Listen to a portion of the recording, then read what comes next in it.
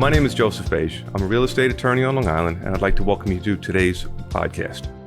Before we get started, as always, I'd like to thank our returning viewers. I appreciate your patronage. I appreciate your watching us and all the support that you give. If this is your first time checking us out, thank you, and let me explain a little bit of what we do. With the help of a guest, I'm going to discuss a topic that would be of interest to you, the Long Island real estate consumer. The hope is that you will find it interesting, informative, and it will help you make a better, more informed decision on your next real estate transaction. Now, today's subject is going to be another one of those where we discuss a subsystem that's pertinent to the real estate. What I like about these subjects is they cut across, whether you're an owner or prospective owner, whether we're talking residential or commercial, landlord or owner, it doesn't make a difference. This is a system that you all will be familiar with or should be. And that's today we're going to be talking about alarm systems. Now, when it comes to an alarm system, most people fall into one of two camps. Either they have no system whatsoever, or they've cobbled together a sort of a do-it-yourself kind of homemade system, usually stating mostly with a battery-powered smoke detector, maybe a CO detector, and they leave it at that. Today, I'm going to be joined by Greg Mele of All Action Alarm, Inc., and we're going to be discussing alarm systems, options, what things to think about, and a lot of things that you may not have thought about because it may not have been instinctive to you. However, I think it's very important. Greg, thank you for being here today. Hey, Joe. Thanks for having me. I appreciate it. Now, before we get going, the first thing I want to do is please tell us a little bit about yourself and All Action Alarm, because I think it's a great story. Yeah, I mean, just in your opening statement, I have a lot of things to add there. But so my personal story, the company too, is All Action Alarm started almost 42 years ago. No, it is 42 years, 1980. That's great. So my father started the business.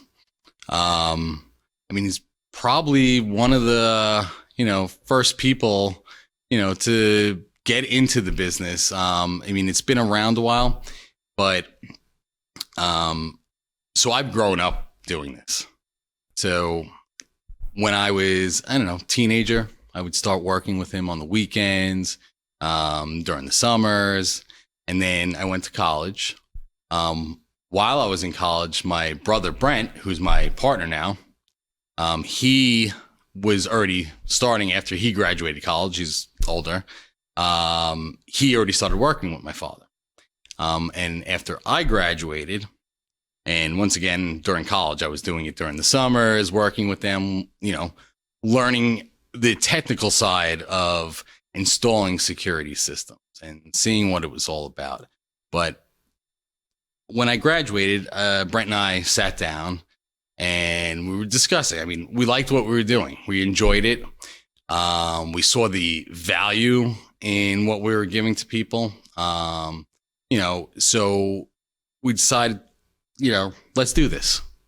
So now we're both involved. Dad's retired about 3 years ago. So Brent and I have been running the business. Probably been running it for longer than that, but that's the history and that's great. My story. And I love when I hear about companies that have gone on to the second generation, third generation for a number of reasons. One is it's very difficult to have success in business from one generation to the next. That's where they usually fall apart. And again, any business that's been around, as you said, 42 years tends to know what they're doing, which is hence why I asked you to be here today. Real fast though, All Action also, where does it cover? Is it just Nassau, Suffolk? Does it cover the city, the 5 boroughs? So our main area would be Long Island, Nassau, Suffolk. We do go into Queens. We'll cover the 5 boroughs. We have customers in Jersey and upstate. Usually they're clients who have second homes. So we're going to take care, or their business is here, or their home's here and their business is in the city. So, we'll take care of those clients, but mainly Long Island, Nassau, Suffolk. Okay. Now we use the phrase alarm system, and I'd like to define that so everybody knows what it is we're actually talking about, because that's one of those terms where I think if you ask somebody what's an alarm system, everybody thinks they know, but it'll have a different definition. So when we talk about an alarm system today, a modern alarm system, what are we really referring to? That's a loaded question. The security system, alarm system has come a long way. We have what we call the umbrella, and there's different levels to it. So, and what encompasses what a security system could be nowadays You have your life safety devices. So like smoke and carbon monoxide detection. Then you have your burglary to, protect and deter burglars. You have your environmental devices like water sensors, low temperature sensors. You have your cameras. And then now you have all your smart home devices. So all of this encompasses the security system. And it's, outside the box in a lot of senses, but adding more and more security. And I could go into stories of what all that can do for you to create an actual security for you versus a lot of what you see out there, like the illusion of security. So basically, now I'm going to correct myself. Yeah. I should no longer refer to them as alarm systems. I should be calling them no, because they're no longer the old system where it was basically a mechanical magnetic detector that set off an alarm. I mean, now they're much more sophisticated. Yes, I mean those are still part of the system, but there's just much more you can do. Specifically with technology these days. So now let's talk about that a little bit, because you mentioned on a couple of different subsystems within the alarm, security system. I guess. Sure. It's going to take a while for me to retrain my brain. But now let's talk about some of those, because, for example, I know you have things such as window sensors, motion detectors. You also mentioned some that were environmental, some that dealt with some other issues. So let's talk about staying with, to make it manageable, let's stay on from the burglary side of the system. What are some of the things or some of the parts that a consumer should be familiar with? So staying on the burglary side, you have your typical sensors. You have your door sensors, window sensors, motion detectors, glass break detectors. Those are some of the most common parts of the burglary alarm system. Basically, you're protecting any point of entry in the house. So this way the alarm is going off when someone tries to enter the home. Now, you also mentioned environmental. Mm-hmm. Okay. Now, what is we're going to talk about the environmental subsystem. What is that? So, believe it or not, the most common cause of an insurance claim is water damage. I was speaking to an insurance broker and they were telling me this. So one of the things you could do that we do, it's very common now, and insurance companies are even giving a discount when they have these monitored water sensors. And it goes beyond that. So basically, if there's a leak or, your boiler, your washing machine, the common spot, your dishwasher, you can put them everywhere, you toilets. If water is detected, it will alert you. Nonetheless, now, since you could have an app, you're going to get an alert personally on your phone, but our central station operators are going to alert you as well. We're going to give you a call saying, listen, we see there's water there. It's something you need to go address. And this way, you're limiting the damage. Sure, you get to mitigate it because you're aware of it, and you can take steps to, have somebody go over, you can go over, and things of that nature. Exactly. It goes to the extent now where you could put in a water flow valve, which requires a plumber. And what it does is, if it detects unusual water flow in the system, it connects to your water main in the house. So the incoming water main. So if it detects unusual flow, it will actually shut the valve off so no more water flows throughout the house. So if there is a leak, then it's just going to limit the amount of water that's going to come out of the pipe. Now, let's go back and we talk about systems again a little bit more. People go to the big box hardware stores, they get a kind of a do-it-yourself wireless system. You mentioned wireless. In the old days, everything was hardwired. You also mentioned a central station and things of that nature. So let's start to break these down a little bit. Sure. When we say central station, because not everybody who's watching, some of these may be new homeowners, and again, people who are a lot younger than me, which is pretty much everybody, it seems nowadays. I'm there with you. May not be aware of what a central station is because they're used to everything being on their phone. So when we talk about a central station, what does that mean? There's a lot in there. So central station, essentially what it is where the alarm is sending its signal to. So when the alarm triggers from smoke or burglar or, the door being opened. What happens is the system sends a signal to our central station, and we have operators sitting there 24/7, 365 days a year. They see it comes up on their computer, says fire, first floor smoke detector. And now what that operator does is first thing is they're going to call you to verify whether it's false alarm, because unfortunately, 90% of alarms, are false alarms. You burn something in the kitchen. You forget you're letting the dog out and you forget to turn the alarm off. So you don't want the fire department or the police department there for no reason. So the operator is essentially, someone in the middle to intercept that call to make sure that it's not a false alarm. And if it is an actual alarm, that we're dispatching the proper authorities, and making you aware that, okay, we couldn't get in touch with you. No one answered. We're going to ask you for a password if you do answer. And then if we get a fire alarm, we're going to dispatch the fire department. And now, you're going to know about it, that we dispatched.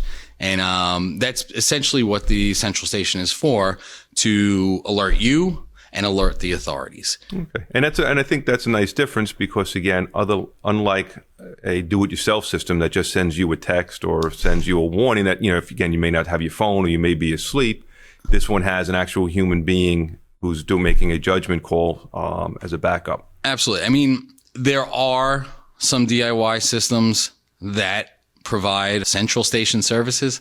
You ever go to IKEA? You ever buy something from IKEA? I don't know if you can only buy something from IKEA. The way they've got the store set up, you end up with a few things, but yes. Can't get out of there without seeing everything. So, you come home, you got this box, you put in your dresser, you got all the pieces laid out in front of you. You're looking at these instructions that barely make sense. You're putting this thing together. You don't know if you put this screw in the right spot. The thing's wobbly when you're done. So the same thing with a security system. Do you really want to take that chance that this thing's going to fall apart on you when in time of need? Just like knowing where to put that screw, smoke detector is not just something you put on the ceiling. Besides knowing how many you need and what location should have them, there's certain spots on the ceiling, like if there's a vent on the ceiling, it has to be a certain distance from there, because if the air starts blowing out and there's smoke in the house, that air is going to push the smoke away from the detector. So proper placement. So from someone who's not a professional putting it together and not having the understanding of these things, doing it yourself, you could leave yourself open. You I'm not trying to make a pun, but it gives you a false sense of security. That's exactly it. You have the illusion of security. Now, we've talked about burglar, we've talked about environmental, and we've talked obviously just about the fire. But another one that your company offers is medical, which is not something that at least I expected, when I normally thought about a security system / alarm company. Sure. So just take a few moments and explain about how that integrates into the whole system. Most of the systems have some sort of medical integrated by default, meaning on the keypad or on the app, you have your panic buttons, and you could hit police panic, fire panic, or medical panic. When you get deeper into medical, which is what we call PERS, for Personal Emergency Response System, which is those buttons you see, like I've fallen and I can't get up. Right. Those, especially with a growing elderly population, they're very common and very useful. It's something you keep on yourself. And nowadays, you could take them anywhere if you want to, meaning they have cellular ones. So the whole idea of it is something happens, you fall, or you're not feeling well. You don't have to get to a phone. You could just press a button, and that's where central station comes back in. The operator actually comes over the device and asks, are you okay? Now, you're going to tell them what's wrong. And if you can't talk, we're going to dispatch an ambulance at that point. It's something, that could be incorporated into any system, and it could be a standalone device as well. When we talk about these systems, especially dominantly, I'm going to talk about the burglary system. it seems like a lot of people, when I discuss it, clients and so forth, have unreasonable expectations about what an alarm system can or can't do, a security system can do. A lot of it seems to come from TV and movies. Everybody thinks that, they're buying a system, and, right out of the box, or for, $50 a month or whatever the fees, is. They're all of a sudden going to have something that looks like it came out of Jason Bourne or Tom Cruise. Laser beams. Yeah. Exactly. I mean, as soon as somebody's going to get a fingertip inside the window and alarms are going to go off, the hounds are going to be released and all of that. And so part of having a system is about understanding what it can and can't do. There's a lot of things it won't do, but there's also a lot of things that think it will do that people don't expect it to do.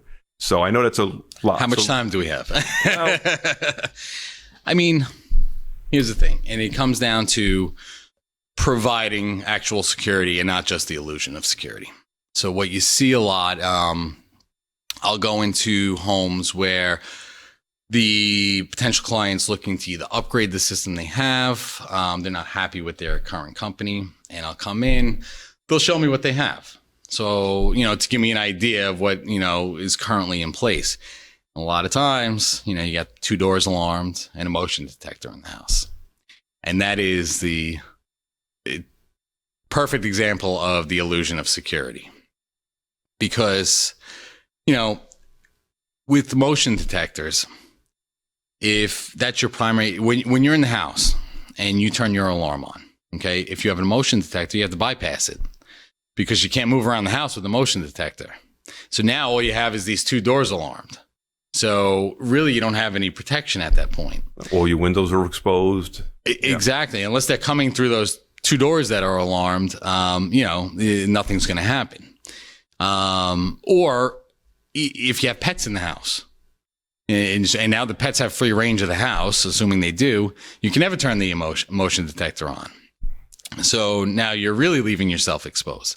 And if you could follow, I'm not a big fan of motion detectors. They're good as backup. But the other thing is with a motion detector, so say I don't care. I only turn it on when I go on vacation. This is, what the client is, thinking in their mind. I said, that's great. But okay, so you turn the system on, the motion detector's on, you got your 2 doors alarmed. Now this person comes through the window, motion detector picks them up, alarm's going off, but they're already in your house. No matter what, that person knows they have, I don't know, however long before the police arrive. So they're going to do whatever they're going to do. I mean, they'll take 5 minutes instead of an hour in the house, but they're going to grab and run. So they're already in the house. Let me ask you a question. If you could have a security system, money was no object. Someone was trying to get in or anything, you would want the security system to go off as soon as possible. Sure. The best way is to protect the whole perimeter of the house. Yes, it may be more of an investment, but we're talking about your security here.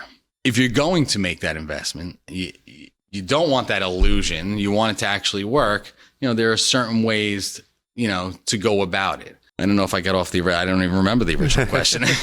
Well, basically, we were talking about expectations, and I think you hit on that more than you realized.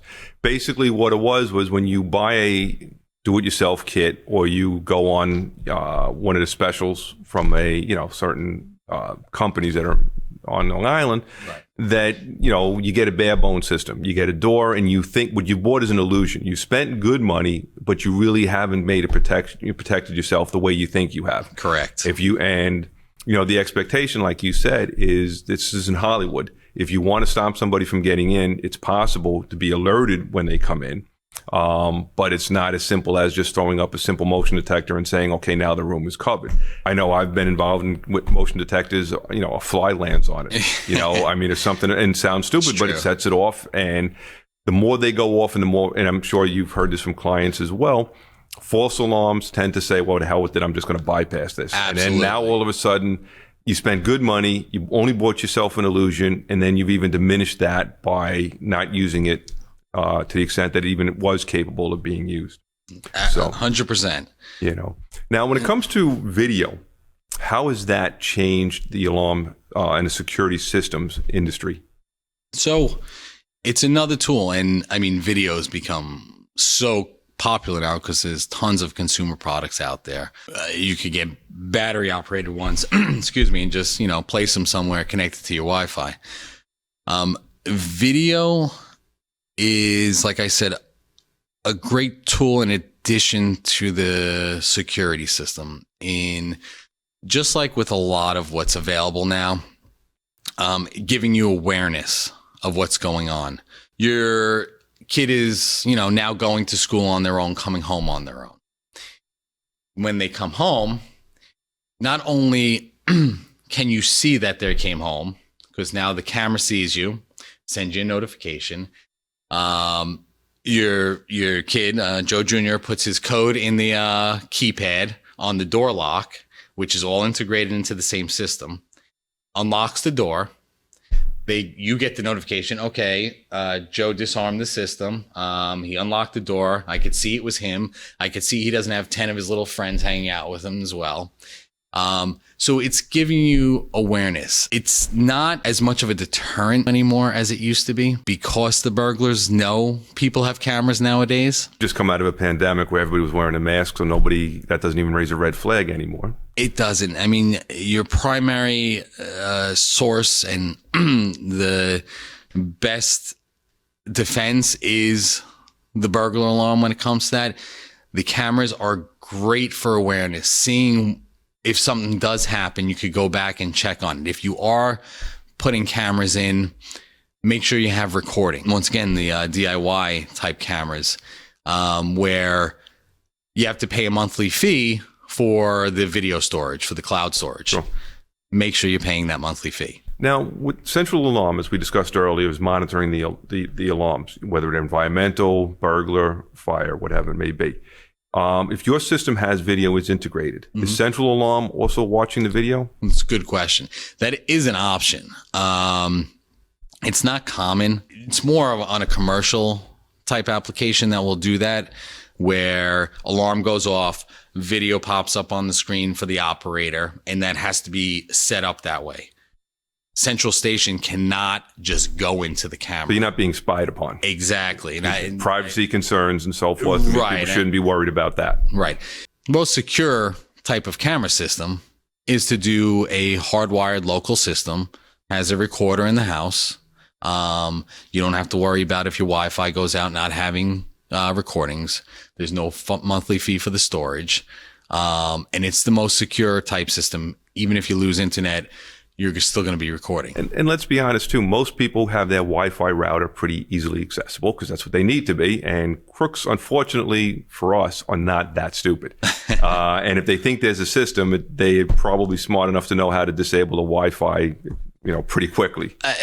Unfortunately, it's not that difficult. There are certain applications, Joe, that I would say Wi-Fi cameras are a perfect fit, because they're not using it specifically for security. They just want to keep an eye on things. Awareness. Right, exactly. So there are, and we've done plenty of them. Watching the kids, watching the babysitter, watching the dogs, keeping an eye on grandma if you have an elderly, person living at home with you.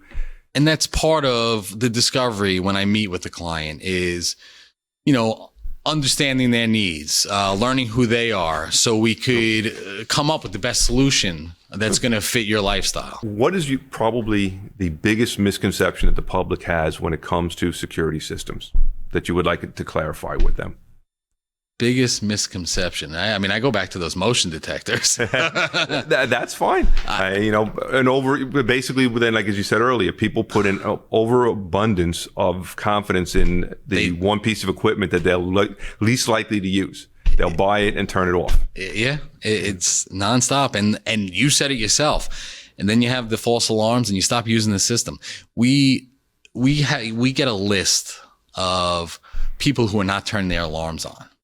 So, and one of the things we do one of the things that I say make us different is we keep in constant contact with our clients.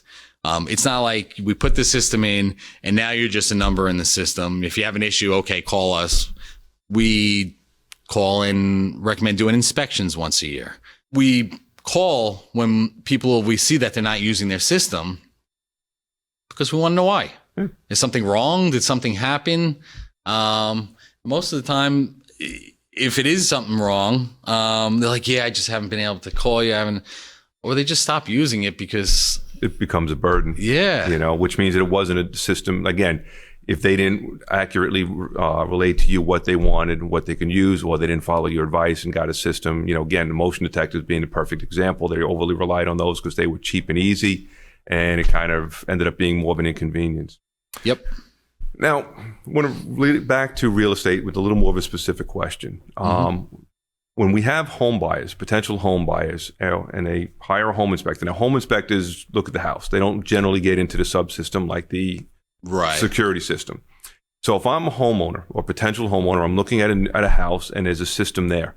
What kind of questions should I be asking the current owner about that system?